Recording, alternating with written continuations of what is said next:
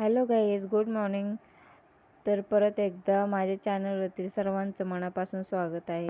तर आज सकाळी पावसाने पूर्ण काळोख केलेला सर्वीकडे आणि आमच्याकडे पाऊस चालू झाला आहे. तुमच्याकडे पाऊस आहे का ते कमेंट करून सांगा आम्हाला. तर हे बघा, सर्व हिरवगार करून टाकले. रात्रभर पडतोय, दिवसभर पण पडतोय, त्याच्यामुळे सगळीकडे पाणी पाणीच दिसत आहे. इकडे तर पावसाने सगळे नाही का, म्हणजे थोडा जरी पडला तरी गवतं लगेच उभी राहतात. तर बघा, सगळं हिरवं दिसतंय. आणि आम्हाला जायचं होतं सकाळी दवाखान्यामध्ये, कारण माझी अपॉइंटमेंट होती दात काढायची. भरपूर दिवस झाले माझे दात किडले, त्याच्यामुळं आधी दाखवून आले मी दवाखान्यात. ते डॉक्टरने अपॉइंटमेंट दिलेली, तर आम्ही जात होतो.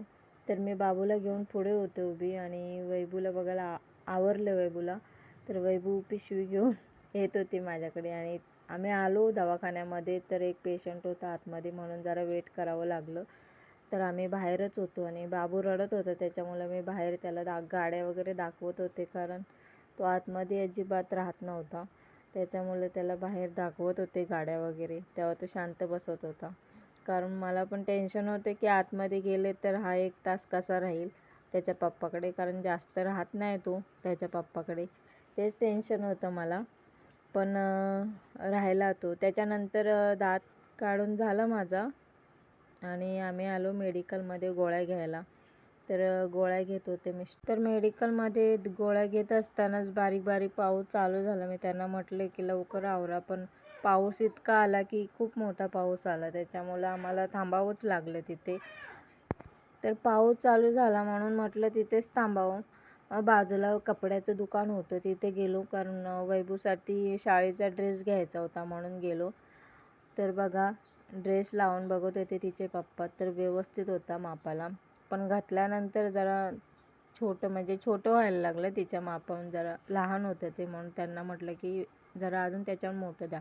तर बाहेर पाऊस पडत होता आणि आम्ही पिशवी बाहेरच ठेवलेली, म्हणून ते वैभूचे पप्पा आणायला गेलेले. तर बघा, दुसरा ड्रेस घातलाय तिला आणि तो एकदम फिट बसला तिला, तर तो घेऊन टाकला आम्ही. तर बघा बाहेर किती पाऊस पडतोय. खूप म्हणजे ह्या मोबाईलमध्ये दिसत नाही इतका पाऊस, पण बाहेर पाऊस लय पडत होता.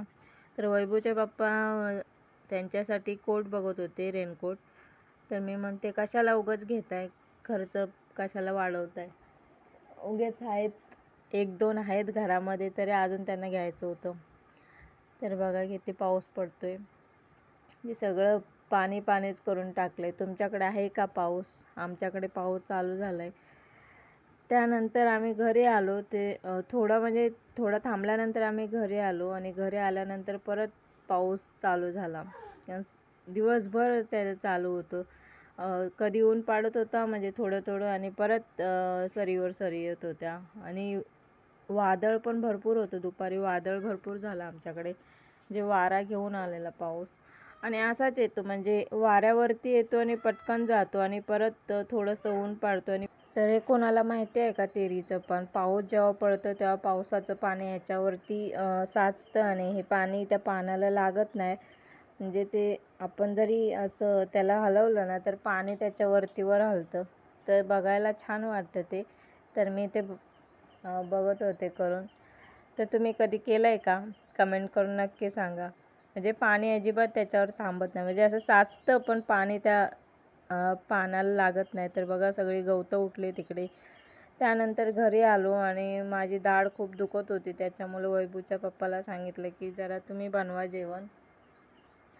तर ते जेवण बनवत होते. भात सकाळी बनवून गेलेले, पण दाढीमुळं ना मला जमत नव्हतं, कारण एका बाजूने डोकं खूप दुखत होते, त्याच्यामुळे ते आमटी बनवत होते. तर त्यांना बनवायला सांगितलं. तर तयारी करत होते बनवण्याची. तर मी बाबूला घेऊन होते, कारण बारका पण खूप त्रास देत होता मला, त्याच्यामुळे त्याला पण बघावं लागत होतं. आणि मला का जेवण करायचं नव्हतं, कारण मला डॉक्टरने सांगितलेलं आज लिक्विडच खा तू, कारण चावायचं नसते, त्याच्यामुळे लिक्विडच प्यावं लागतं. मिस्टर भाजी खूप छान बनवतात, म्हणून त्यांना सांगितले की तुम्ही बनवा. तर आजचा छोटासाच व्हिडिओ होता. तर सर्वांनी आवर्जून बघा आणि चॅनलवर नवीन असाल तर चॅनलला नक्की सबस्क्राईब करा. व्हिडिओ शेअर करा, कमेंट करा, लाईक करा. चला बाय बाय, पुढच्या व्हिडिओत भेटू.